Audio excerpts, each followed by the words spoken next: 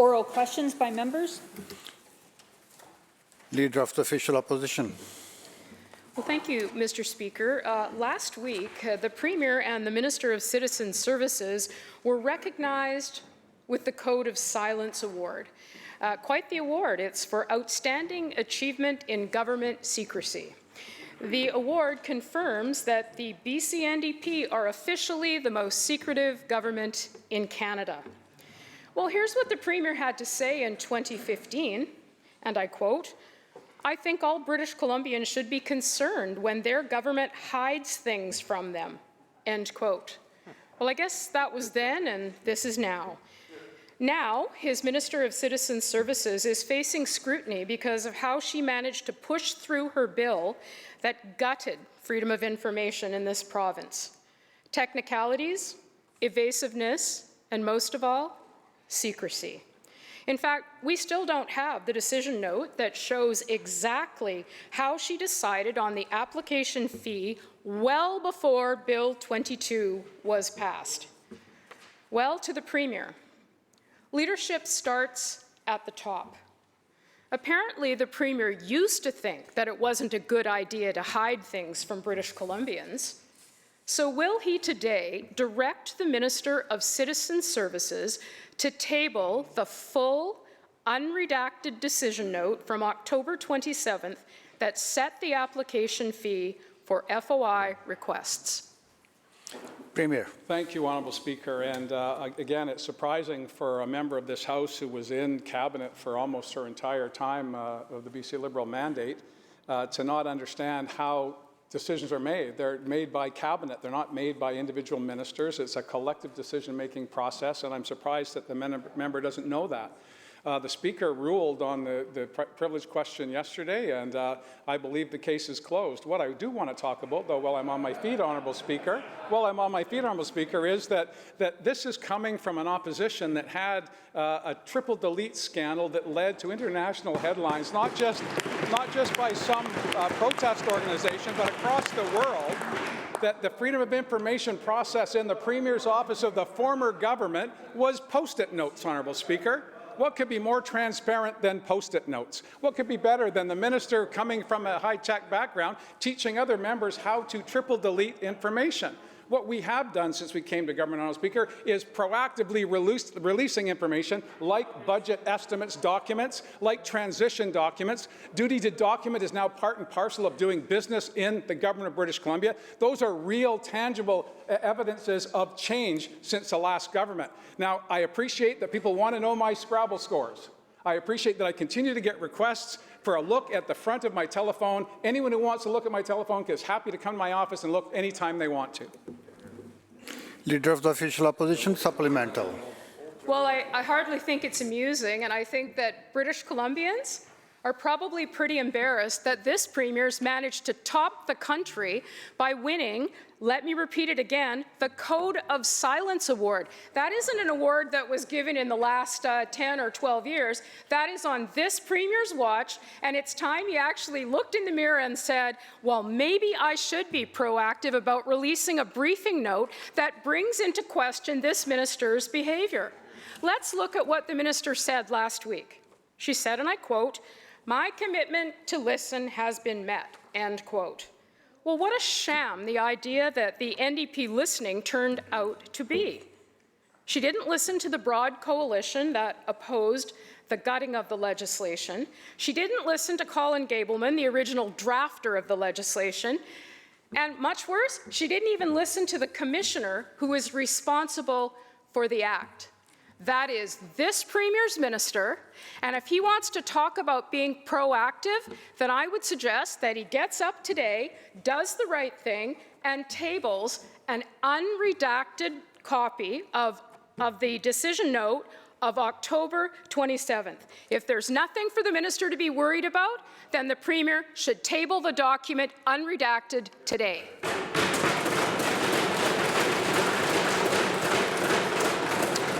Premier. Thank you, Honourable Speaker. And the Finance Minister reminds me that no one's ever accused me of being silent in any circumstance. And I guess I should take it as a badge of honour that the Leader of the Official Opposition wants to declare me silent on important public policy matters. I was quite vocal when the former government was literally deleting everything. When requests were made, nothing came back. The changes we made to the Freedom of Information and Privacy Act were designed to streamline the process so regular citizens wouldn't have to wait for the tens of thousands of requests from the official opposition and other parties to go on fishing expeditions, Honourable Speaker. The government time taken up to find out what I have on my Scrabble score is not of national consequence. Order. What is of concern to British Columbians is that they can access information held by government on their business. And that is what we've done. We've streamlined that process. We've tried to delete the number of fishing expeditions that the official opposition makes so that citizens can access documents as they should be able to in a free and democratic society. Member for Abbotsford West. Thanks, Honourable Speaker. While only the Premier could describe as a fishing expedition the release of a document that will confirm whether or not one of his ministers was telling the truth or not. Simple. You know, the Premier seeks refuge in old jokes, but no one's laughing anymore. His minister's entire defense of a serious allegation hangs on a document that her own emails refer to repeatedly, a decision note of October 27th. And here's what I find curious. When the opposition made requests for those documents, we didn't even get a redacted version. So how is that possible? Is it any wonder that the government now is referred to as the most secretive government in all of Canada? We haven't had a minister responsible for FOI this discredited since, well, I guess the previous NDP minister who had...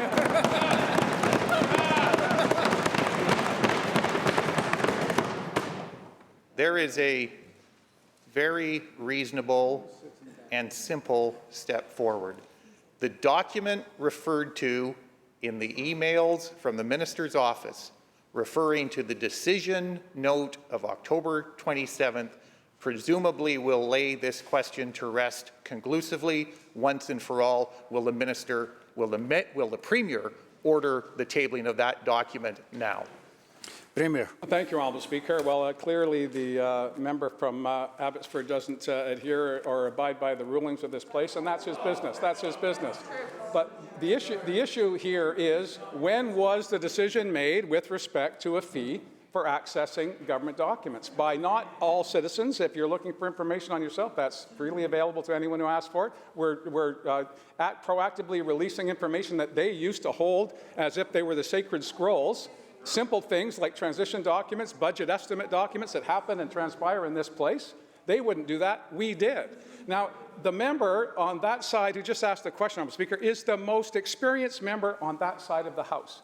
And he knows that decisions like this are not made by ministers, they're made by Cabinet. The Cabinet order to bring in the fee was made after royal assent. That's when it went forward. There is no debate on how this happened, only in the minds, the small minds of the people on that side of the House.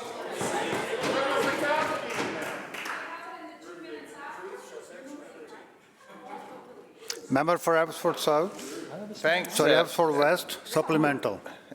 Thanks, Honourable Chair. Well, I won't try to reconstruct the remarkable rapidity and speed with which, in the 2 minutes that passed after the passage and royal assent granted to the bill, the Cabinet came together, discussed, and decided to make the decision, Mr. Speaker.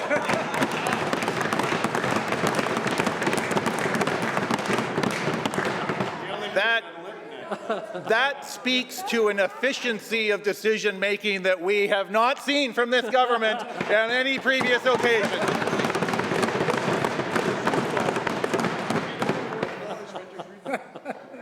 It's entirely implausible and And the evidence strongly suggests that it is not the case, Mr. Speaker.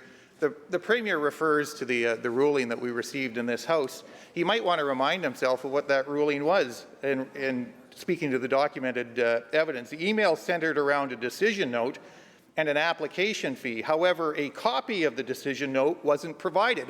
It wasn't provided because when the opposition made a request for the documents, the government refused to give it, Mr. Speaker. The defense hangs on a procedural move by the government and the minister responsible for access to information not to provide access to that information, Mr. Speaker. There is a strong suspicion that the minister didn't tell the truth. There is a document that is in the government's possession that can confirm that one way or another. Why won't the Premier release that document?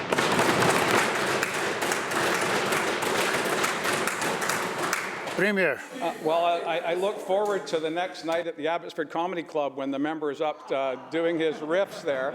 But when I think of freedom of information and the member from Abbotsford, I'm reminded of an ICBC report that was released with pages literally ripped out of it, Honourable Speaker. That's freedom. That's the severing from the former Minister of Finance's office. Their severing wasn't done through the professional public service. It was done by ripping the document in half and taking out the elements that would accuse them of fudging the books with respect to ICBC. Now, I believe that that's a substantive issue. That's a substantive issue that British Columbians would want to know more about. When Cabinet made a decision that is a collective decision, is there for all to see, Honourable Speaker. The bill received royal assent. The order was passed. Members will come and to we're moving order forward. now. I hope that the member of the other side can get over this and move on as well.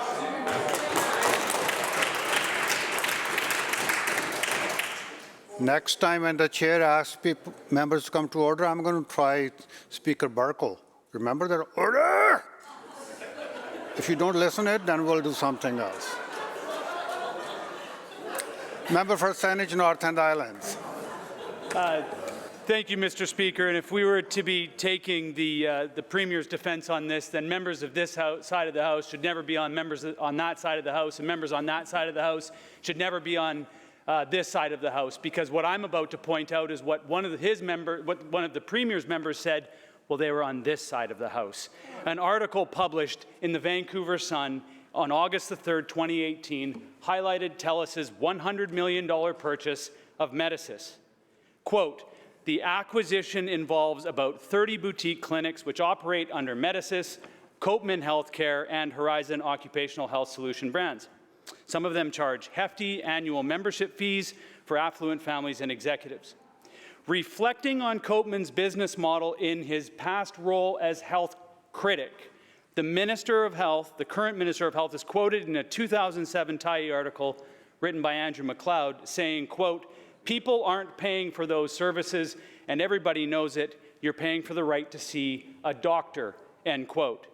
The Vancouver Sun states, quote, Copeman Healthcare has 4 swanky clinics in BC and Alberta, catering to well-heeled patients, corporate health programs, and business executives, end quote. TELUS purchased Medicis because, quote, it's a profitable entity, end quote. And they have a lot of stake as they've got billions of dollars developing health record software. Mr. Speaker, what I want to know is why this NDP Minister of Health is standing on the sideline while a company like TELUS, with obvious profit motives, are allowed to entrench a 2-tier primary health business model in British Columbia. Minister of Health.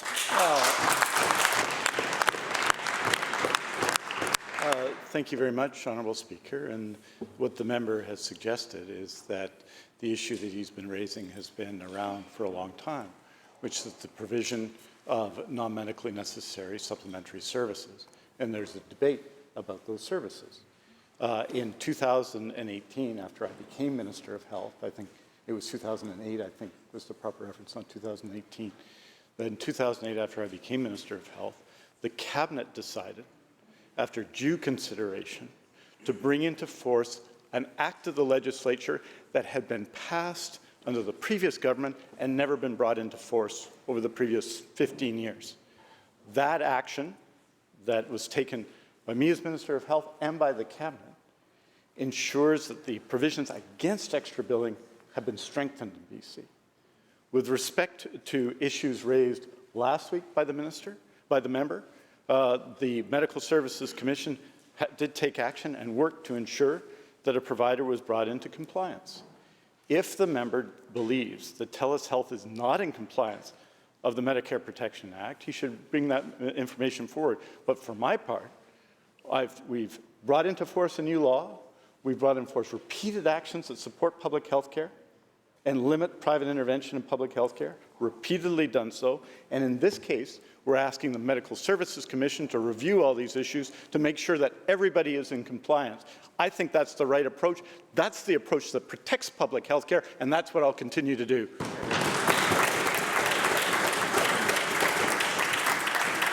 Member for Saanich North Island, supplemental. At the heart of this, Mr. Speaker, is the reality that a primary feature of the tech industry, of course, is the disruption of business models. It can happen very quickly, and jurisdictions that do not have the proper regulatory framework in place are vulnerable. Josh Blair, head of TELUS Health, said at the time in that Vancouver Sun article, quote, "When you look south of the border, you see American tech giants moving into this space. So together with TELUS and Medisys, our intention is to create a Canadian health tech champion that can be an alternate to the American tech giants," end quote. In the Vancouver Sun article, Dr. Brian Day, co-owner of the Canby Surgery Centre, an advocate for private clinics, pointed to the entrance of Amazon, Berkshire Hathaway, and JP Morgan Chase into the American health sector and said, quote, "I expect to see a positive and much-needed disruptive innovation," end quote. The Minister of Health should not be brushing this off. He spoke to the clear and present danger to our universal, equitable primary health care system in the past. My question is this: do corporations like TELUS have a place in the NDP's vision for primary health care delivery in our province? Minister of Health. Well, Honourable Speaker, TELUS has the same obligation as everyone else, which is to support and to follow the law, which is the Medicare Protection Act. The idea that the member is singling out what is a BC-based company as the sole target of this criticism, I think, is incorrect. What we need to protect public health care is investment in public health care, is enforcing the laws around public health care, in bringing back workers who are wrongly privatized into the public system. But it seems to me what we also need is to improve what public health care does for people. And that's why in BC we have 12 MRI machines are operating 24/7 in the public system. Why we've increased the number of MRIs, for example, an area where private health was strong by 47% to improve services for people. Why we've added 54 primary care networks, 26 urgent and primary care centers. Why we've added surgeries to reduce wait times. Why even during a pandemic there are fewer people waiting for surgeries than before. We don't just need to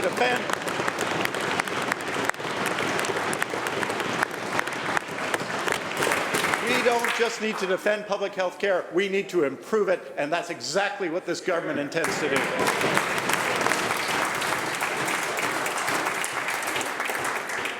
Official Opposition, House Leader.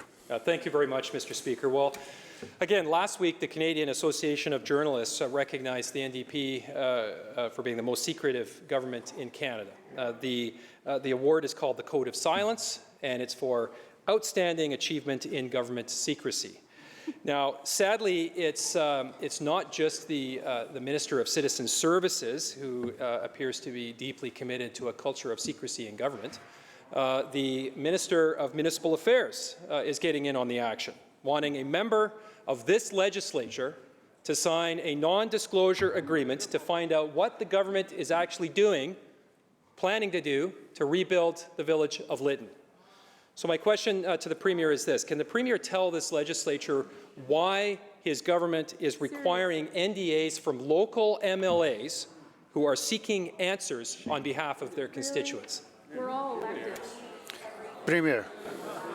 Well, thank you, Honourable Speaker, and I appreciate the question from the member. I'm not aware of the context of which she's bringing this forward. I'm happy to speak to anyone offline about that to get to the heart of the matter. But if it's theatrics you're looking for, then again, it's odd to have this member talking about freedom of information and access to information when he was the architect of the triple delete scandal. They didn't give out awards from the journalism for that time because he was good copy, Honourable Speaker. He was good copy in the last government.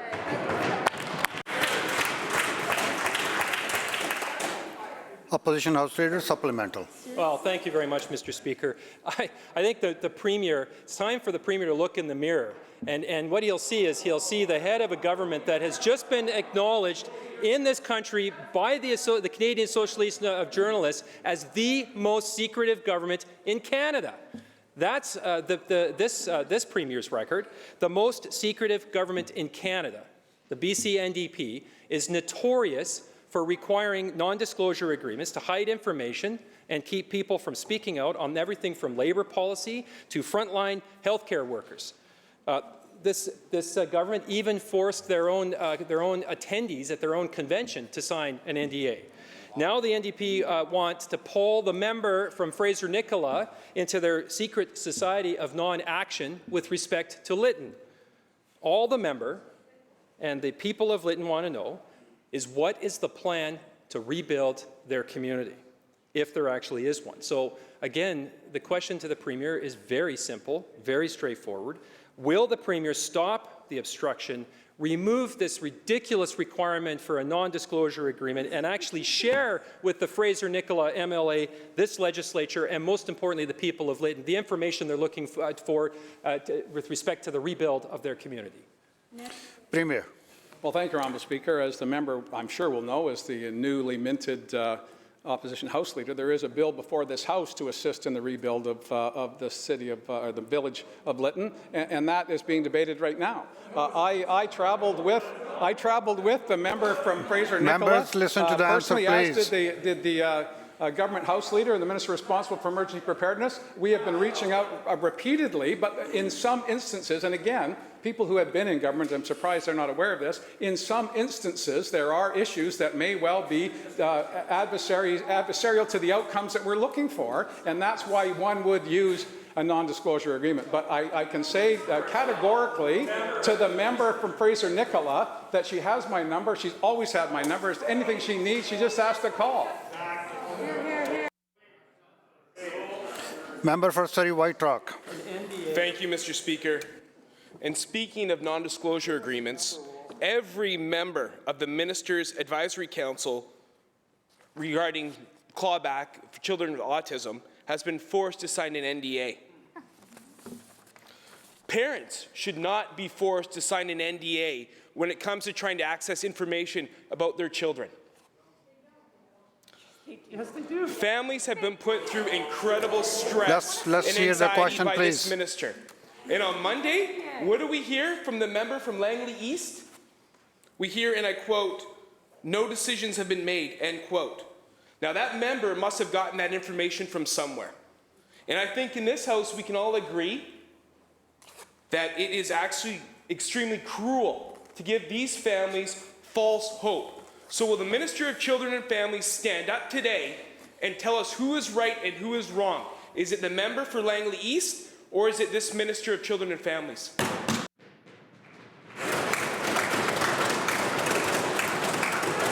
Minister of Children and Family Development. Thank you, Honourable Speaker.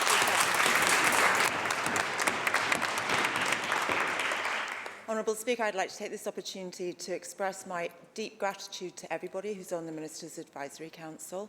It's a mixture of advocates and service providers and parents and grandparents, people who have a deep passion for the diverse community of families who are taking care of children and youth with support needs.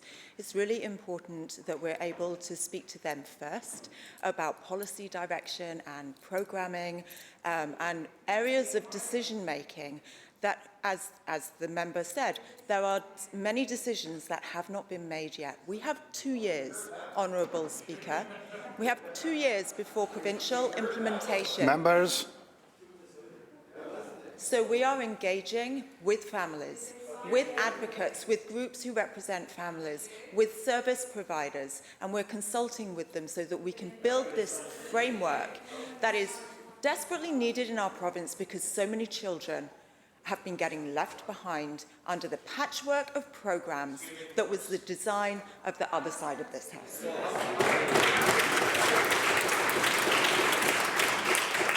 Member for Kamloops North Thompson. Well, thank you, Mr. Speaker. I think it's becoming very clear this question period why the Premier rightfully won the Code of Silence Award from the journalists for the most secretive government in all of Canada. There's lots of ways that a government can keep information under control. We have a budget that's going to be released next Tuesday. Yet the budget lockup this year has been restricted to 10% capacity of the room that has been booked by the government. Even under previous COVID gathering rules, you could have had 50%, Mr. Speaker. This has resulted in the denial. Let's hear the question, please. This has resulted in the denial of many groups, most of which at some point over the last year have taken issue with some form of government policy. They won't be allowed in the budget lockup. They won't be allowed to give their impressions of the budget to the media that are in that lockup. The restrictions have been released starting at midnight tonight. Will the minister instruct the budgetary office to open up the capacity back to the usual invite list and make sure people have proper access to budget documents that directly impact their organizations?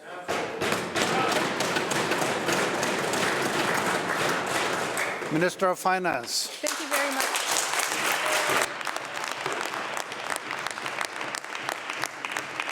Thank you very much, Mr. Speaker, and I am looking forward to next Tuesday because it is budget day here in the chamber. And on that day, everybody's going to hear about where this government is headed and where we're investing to make sure that British Columbians can get the services. Members, come to order, please. When British Columbians can hear about how this government has their backs and how this government is going to continue to invest in the services that people can count on. That's what they're going to hear on Tuesday. They're going to hear it right here, and I invite everyone to tune in. We just learned yesterday, Honourable Speaker, about the changes in the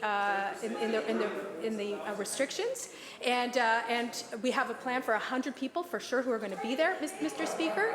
And this is an opportunity for everybody. Every British Columbian gets to hear about the budget next Tuesday, and it's at 1:30.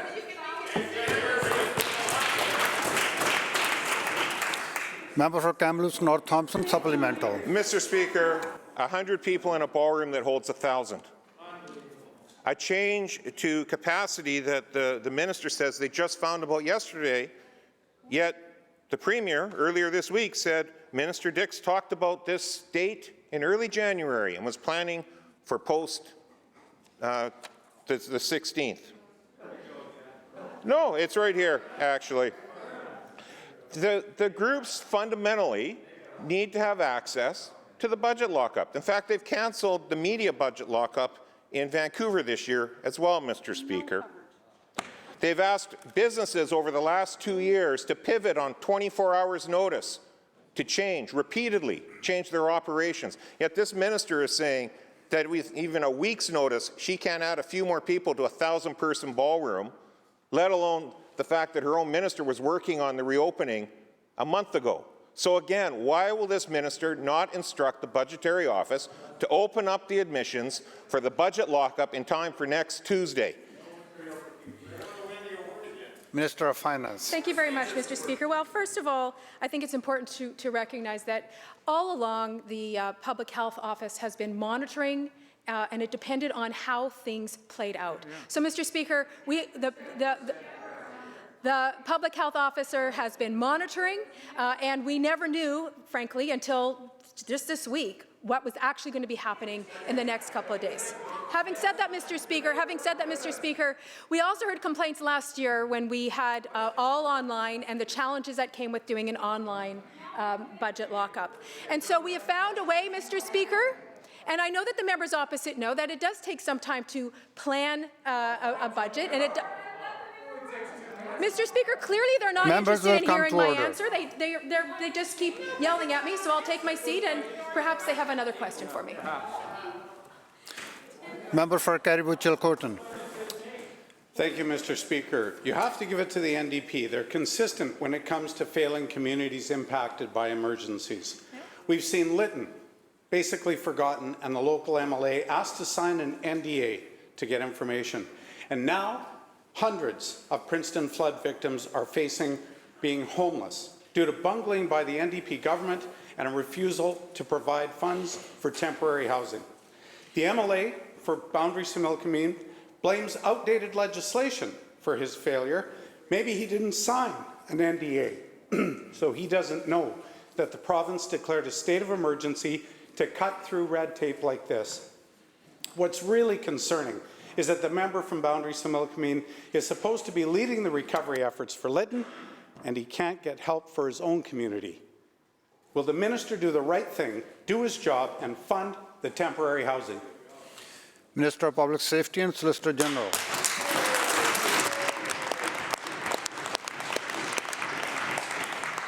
Thank you, Honourable Speaker, and it's a pleasure to answer the question for the member, because I want to assure him that not only is the member, the MLA for the area, doing an amazing job in standing up for his constituents and working to deal with the issues in Grand Forks,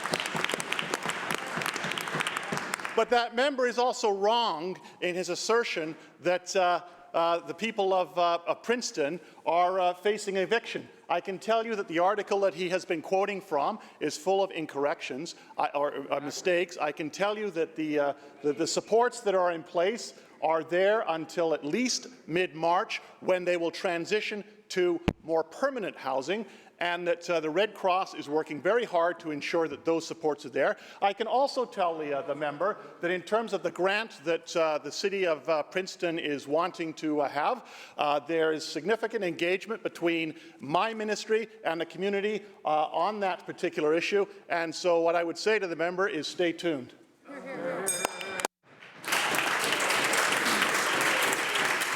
The balanced question period.